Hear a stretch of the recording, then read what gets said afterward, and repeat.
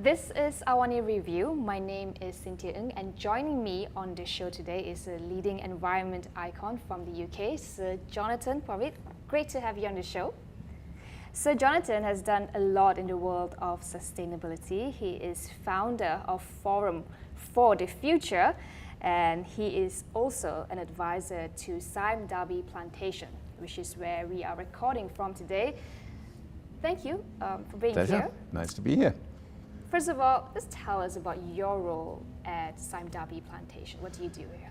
Yes, it's interesting, and it's part of the work that Forum for the Future does with lots of organizations, is that we provide high-level strategic advice on sustainability issues. And that means environment stuff, it means social concerns like human rights, supply chain, and so on.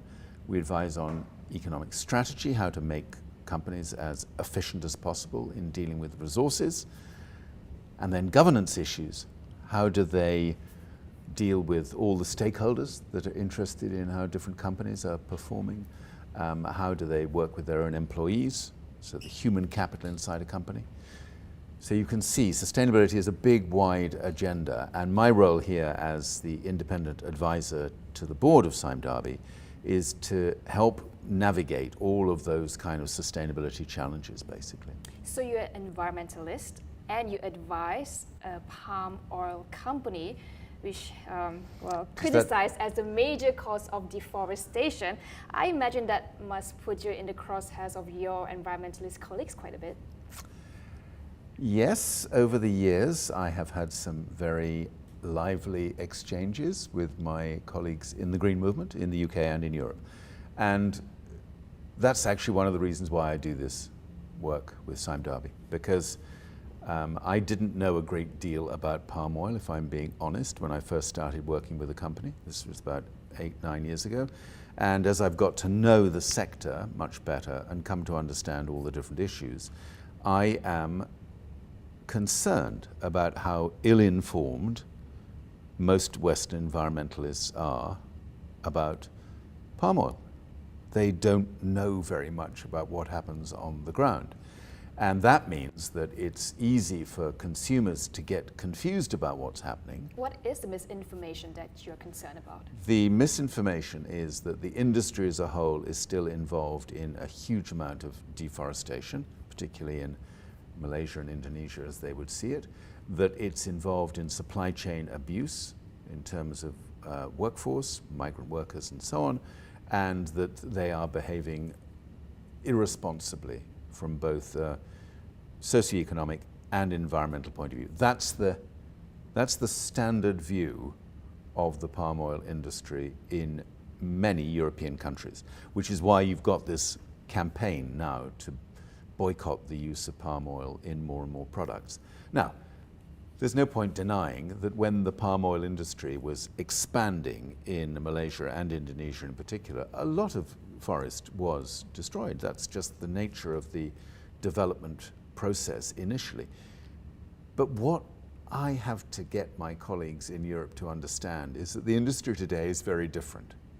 It is part of a much more responsible way of using land to create wealth for people in increasingly sustainable ways. And it really bugs me that the environment movement in general doesn't really want to know about that. They've got a nice fixed position, it makes them feel better, and if you tell them what the real truth is, they don't necessarily thank you. So they're not quite convinced by your arguments? Well, it's not just me, because this is something that involves thousands and thousands of people around the world. These are huge companies that we're talking about here, supplying really valuable product to global markets all around the world. So we have to get a handle on this. We have to understand the nature of the benefits that come from an industry like this and how to work with the industry to make it more sustainable. That's the trick. So let's talk about that, because palm oil is a necessity. It's used from everything from food to cosmetics. Can you build the palm oil industry without killing the environment? Yes. Can you tell us about Absolutely. what makes it sustainable? What makes it sustainable is if you've got your land bank already established, so you've got your plantations, you've got your estates already in place, and you're not converting any new land, okay, so you're not involved in any further deforestation, you're not causing the destruction of any more peat bogs or anything like that, you've got your land bank. The focus then is to ensure that you use every hectare of land available to you to provide the product that the world needs with the minimum impact on the environment and on people. Well, positive impact on people, and actually increasingly positive impact on the environment through conservation schemes and all the rest of it. So there's there isn't something that says we'll never have a sustainable palm oil industry, because as we know, the Roundtable on Sustainable Palm Oil, which is the body created 13 years ago, whenever it was, 14 years ago, has determined the criteria to prove whether a company is performing sustainably or not. So these things can be made to work together, and it is crucial that they work together, because we need the product, we need the oil and all its derivatives, and we need those sustainability criteria. So what led you down this path of sustainability in palm oil? I like a difficult challenge, is the honest answer to that. There's nothing easy about sustainability, because if you look at the whole history of human wealth creation, if you like, going back to hundreds of years to the start of the Industrial Revolution, nobody paid any attention to the environment. They abused the environment, exploited the environment, used it as a dumping ground for pollution, and the whole history of economic growth over the last X hundred years has been abuse the environment, basically. So for me, sustainability has always been about how do we create wealth whilst protecting the natural world and maximizing benefits for people. That's what sustainable economic development is all about. Palm oil is right there as one of the most controversial industries to make sustainability work for. And I like that, because the world needs these industries, and we have to find ways of making them sustainable. So I also do work with airlines, for instance, and that's another big challenge when it comes to sustainability, as you can imagine. So for me, the trick now isn't the easy stuff, it's the stuff that's difficult. The European Union has implemented an act to ban palm oil as a biofuel by 2030. Is that good or bad? What kind of impact do you foresee from that kind of action? It's misinformed. And the reason for that is relatively simple. If you have got product, the oil, that is certified to be sustainable, who is to say whether it should go into food, into industrial uses, into beauty care products, or into transport fuels? What's the difference in terms of the uses to which that product is being put? Now, for me, when I look at the companies that are pushing upwards towards 100% sustainability, and Sime Darby is now very close to 100% sustainably certified, we should allow that product to be used for the most beneficial purposes. The use of palm oil for biodiesel is more controversial than the use of palm oil for food, for industrial purposes, or for the beauty and personal care industry. And that's because in Europe there are already very big edible oil producers, sunflower, canola or rapeseed, which are the principal sources of vegetable oils going into biodiesel. And this is quite a fierce protectionist fight, to be honest. Those big European producers, they do not like the competition with the palm oil industry, because basically the palm oil industry is more efficient than they are. So let's put economic agenda aside and just look at the alternatives, which are rapeseed, soybean, and in terms of mitigating environmental impact in the production. How does it differ from palm oil? Every single time you use a hectare of land for one purpose or another, you're going to have an impact on the environment. You can't avoid that. Right. So every time we convert forest into something else, it has an impact. But the critical criterion here is how much product can you get off 1 hectare? Because obviously you want to minimize the amount of land you need to produce the given volume of certified sustainable oil. And the huge advantage that palm oil has over all those other vegetable oils is you get much higher productivity per hectare. From a sustainability point of view, that is massive. And when I try and explain this and I say that you're going to need 5-6 hectares to get 1 hectare's worth of oil from palm oil, somehow that realization has not yet dawned in the minds of many environmentalists. So I say, okay, imagine you were completely successful in your campaign. You succeeded in persuading more and more brands to stop using palm oil. They're going to have to source other oils, substitutes. What do you think happens to land use, for instance, if they choose to use soybean oil? Horrendous effects in South America as more and more land is converted to produce more soybean to produce the oil that was once provided for by palm oil. People just don't think about these things in a joined up way, in a holistic way. So the productivity, the actual amount of oil that you can get from 1 hectare is for me the key criterion of efficiency and sustainability. However, the total oil trading volume for sustainable palm oil is still only about 20% of it, so it's quite sustainable. Slightly less than 20%. Why is the figure not higher? What's stopping? Yeah, this is a really big issue, and I mean, it sometimes when I'm out here, particularly in KL or in Singapore, and talking about the industry and its performance, the fact that a lot of oil that is certified as sustainable is not actually sold as sustainable oil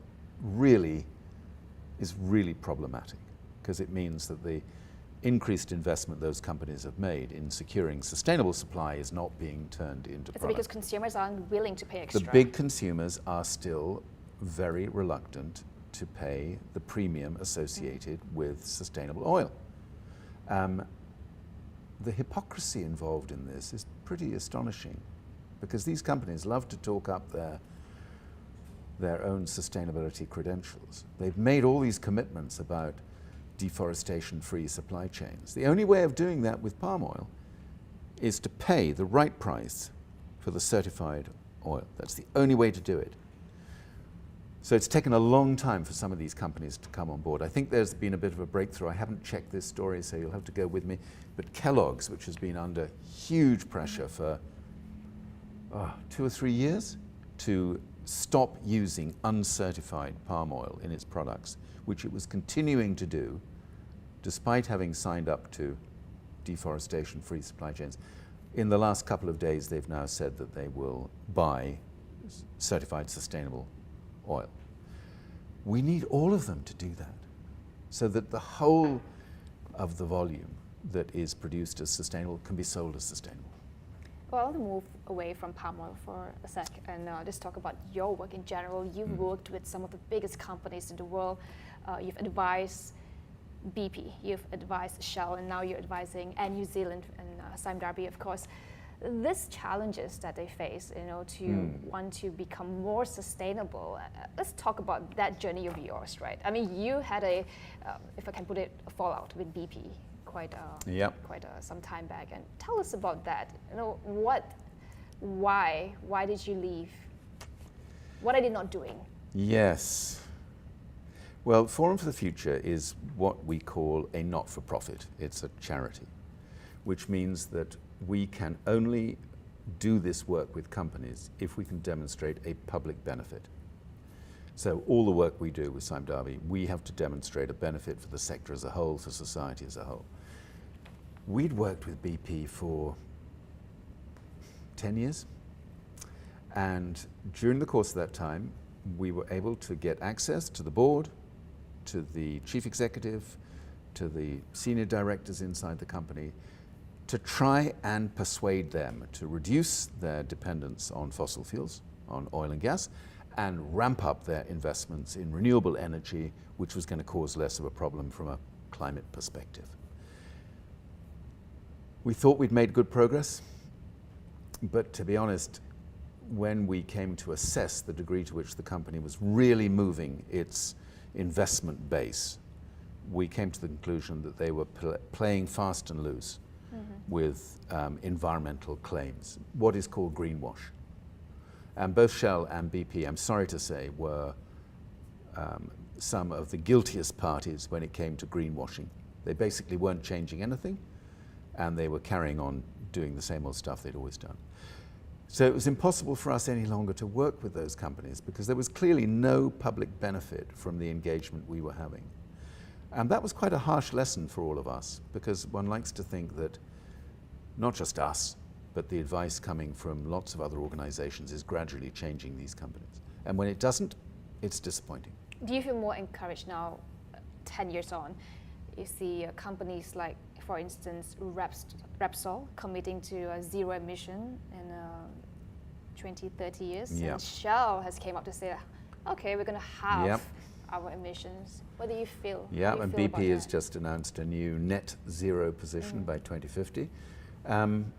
Look, I'm glad that they are all getting in the game, but the scale of the transformation we need is so much bigger than these companies seem to understand. So when people talk about, this is jargon, okay, but we have to unpack this jargon. When people talk about net zero emissions by 2050, it means that we pretty much have to stop burning fossil fuels for electricity, for transport purposes, and in many industrial uses. We pretty much have to get out of fossil fuels altogether in order to get to net zero by 2050. Do you think that's impossible? No, I don't think it's impossible, but they think it's impossible because they don't think the technology is there to provide all those solutions. That is no longer true.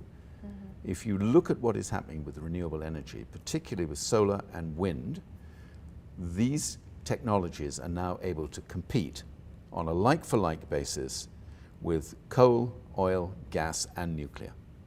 So we can make these transitions. So let's talk about that, right? The transition, the motivation to move into renewables. Just look at what's the oil price today. It's hovering about 55. It was above 60 just a month ago. The trend is moving towards that's the new normal. Lower oil price discourages companies to move into renewables. It depends. The truth is that the price of oil is extremely volatile, and the investments that have been made historically in renewables have, you are right, always been made when oil prices are very high, because then the attraction of renewables is much stronger. We're out of that stage now, because the cost of renewables has come plummeting down so fast that these technologies can now compete with oil at the current prices, anything down to anything, $50 a barrel, whatever it might be, renewables will still continue to outcompete with fossil fuels. And these price points continue to get better every year. So there's a 6% reduction in costs of solar every year. There's a 5% reduction in wind power technology every year. There's something like a 4 to 5% reduction in battery costs, storage being a crucial part of the renewables element. Those costs keep coming down year on year. We're not anything like at the end of this technology revolution for solar, wind, renewables, storage, smart grids, everything.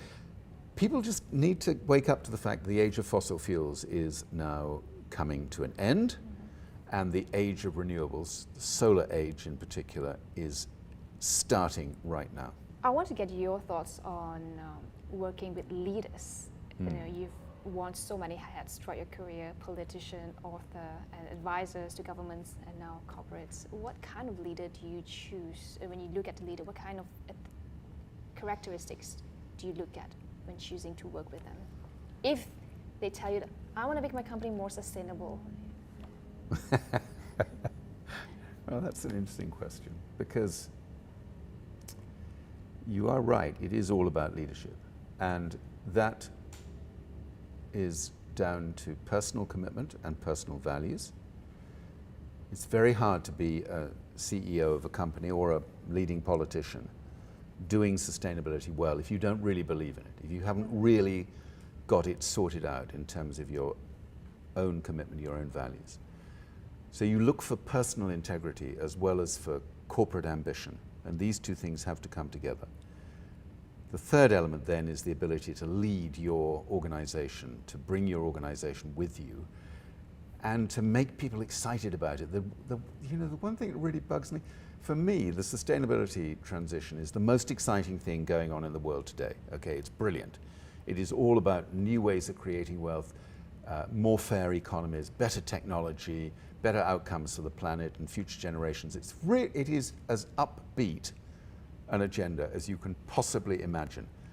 I find a lot of politicians and a lot of corporate leaders kind of really grumpy, as if they were being forced to do this when they didn't really want to. Mm-hmm. And for me, that doesn't add up.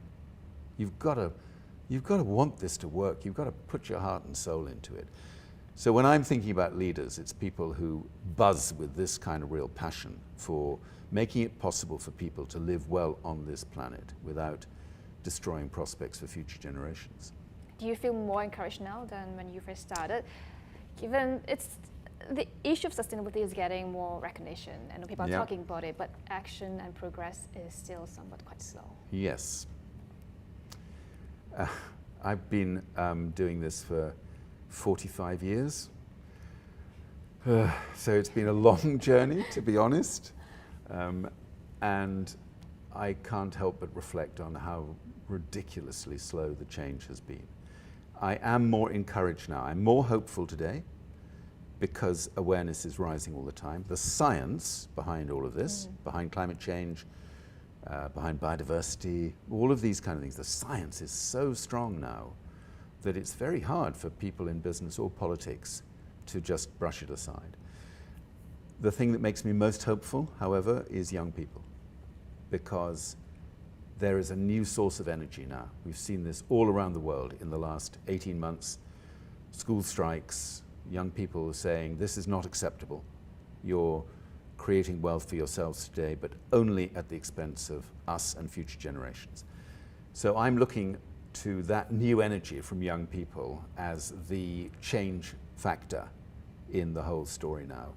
And when I reflect on the fact that by the end of this year, there will be 2 billion people on planet Earth under the age of 20, all much more connected than people have ever been before, and much more focused on the priority of protecting the environment. Politicians had better wake up, because the voters of the future are not going to be like voters today. They're going to be demanding a completely different quality of leadership around this. That's what makes me hopeful today. Thank you so much, Jonathon, for Thanks. your insights. It's been lovely to have you on the show. Thank you. Thanks a lot.